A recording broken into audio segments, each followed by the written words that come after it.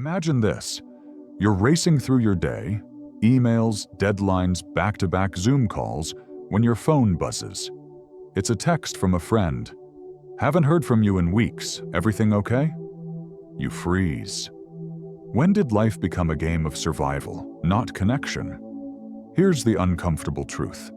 Your hustle isn't just exhausting you, it's eroding what makes you human. In 2023, Stanford researchers found that chronic multitasking shrinks the brain's gray matter, the very tissue responsible for empathy and self-control. Busyness isn't just burning you out, it's rewiring you to care less. That's why 20th century philosopher Simone Weil's warning feels urgent today. She called our obsession with productivity a cult of busyness, one that hollows out our capacity for true attention. Not the fractured focus you give to Slack notifications, but the kind of deep presence that lets you truly listen to a friend's laughter or lose yourself in a sunset. But here's the twist. Weil didn't just write about this from a cozy library. She worked 12-hour shifts in a French factory, her hands blistered, her body aching, to understand how modern labor crushes the soul. Her radical solution? Do less. Empty your grip. Let go. Sound impossible? What if I told you that doing nothing could be the bravest act of your week? That fatigue isn't failure, it's your soul begging you to stop? By the end of this journey, you'll discover why your exhaustion is secretly a superpower, how to reclaim attention in a world addicted to distraction, the 5-minute ritual Weil used to find clarity in chaos. But first, pause here. Take one breath. Ask yourself, when did I last feel fully alive? Not just productive. Hold that thought. Let's begin. Picture this. You're at dinner with a loved one, but your phone lights up with a work email. You promise yourself just a quick reply. 10 minutes later, you're still scrolling, and their face falls. Sound familiar? This isn't just a busy phase, it's the cult of busyness, a world where we've confused activity with meaning and productivity with worth. We wear exhaustion like a trophy, yet feel emptier with every checked box. Simone Weil saw this obsession eating away at our humanity long before smartphones existed.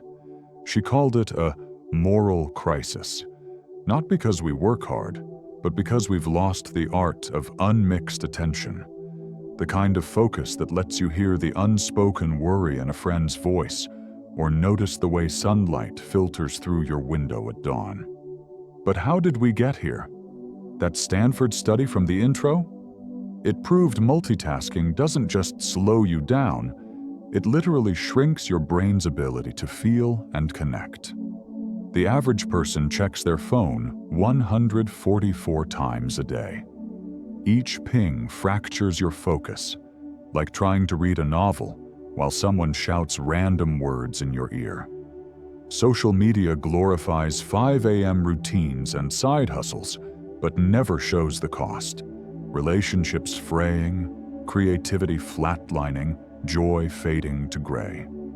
Yet here's the paradox. The more we chase efficiency, the less we actually see. Think of your mind like a smartphone with 50 tabs open. Sure, it's working, but it's overheating, lagging, one update away from crashing. That's modern life. We're so busy doing, we've forgotten how to be, and in the rush, we're missing the very moments that make life alive. When was the last time you finished a meal without glancing at a screen? Listened to someone without mentally drafting your reply? Sat still, truly still for 5 minutes? If that feels uncomfortable, you're not alone. But discomfort is the first step. Weil's factory days taught her that liberation begins when we stop glorifying the grind and start questioning it. Simone Weil called our fractured focus scattered light, a spotlight jumping from task to task, never lingering long enough to see deeply. A 2023 MIT study found that task switching drains 40% of your productive time. Your brain isn't built for multitasking, it's built for immersion. Weil's unmixed attention is the antidote, a laser-like focus where time dissolves. Think of a musician lost in a riff, or a parent fully absorbed in their child's laughter. That's the state busyness steals from you. But here's the catch. Deep attention is exhausting. Not the drowsy fatigue of a long day, but the kind of soul-level weariness you feel after a heartfelt conversation or finishing a novel that changes you. We'll call this spiritual exhaustion, a sign you've brushed against truth. We'll argue that this exhaustion isn't a flaw, it's a homing signal. That drained feeling, it's your soul protesting the shallows, craving depth. But we've been gaslit into believing fatigue means not enough coffee or weak time management. The real crisis?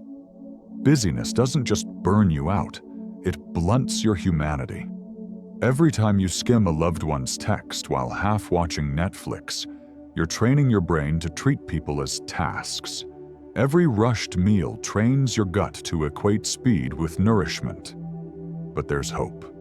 Weil's factory diaries reveal a clue. After her grueling shifts, she'd sit silently, repeating a line of poetry until her mind stilled.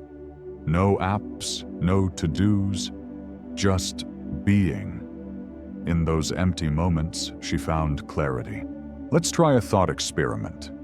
Close your eyes and imagine your mind as a cluttered room. Notices plaster the walls, alarms blare from every corner, and half-finished tasks litter the floor. Now, what if the key to clarity isn't organizing the chaos, but emptying the room entirely? This is Weil's radical idea of decreation, not laziness, but a deliberate act of making space. Think of it as mental decluttering, tossing out the noise to let truth flood in. Ancient monks called this sacred emptiness. Modern CEOs like Mark Benioff swear by it through daily meditation. Weil's twist? You don't need a mountain retreat. Even 5 minutes of staring at a tree can crack open the universe. Here's the science behind the silence. A 2022 Harvard study revealed that just 10 minutes of daily mindfulness thickens the prefrontal cortex, the brain's command center for focus and empathy. Meanwhile, constant busyness triggers cortisol spikes, shrinking the hippocampus, your memory hub, and keeping you in survival mode. But how do we reconcile this with a world that demands more? What if your exhaustion isn't a problem to solve, but a doorway? What if doing nothing is the bravest thing you'll do today? We'll call this consent to necessity, a paradox where letting go of control fuels real power. The cult of busyness sells us lies. Hustle harder, optimize, dominate. But Weil whispers, stop, breathe, let the world in. Here's your challenge. Tonight, try this. Leave your phone in another room. Sit by a window. For just 3 minutes, watch the sky. Don't think. Just look. You'll likely squirm. That's the point. We're warned that decreation feels like death to the ego. But it's the only way to resurrect what busyness buries. Your capacity to wonder, grieve, and love without agenda. Here's the truth. Your exhaustion isn't a flaw. It's a flare gun shot into the dark, screaming, "Something's wrong." The cult of busyness wants you to numb that signal with more tasks. Weil invites you to do the opposite. Listen to it. Your rebellion starts small. Delete one app that hijacks your focus tonight. Sit on your porch for 5 minutes and count the sounds you hear. No phone, no podcast. Tomorrow, ask someone, "How are you, really?" And listen like their answer is a sacred text. This isn't about self-care.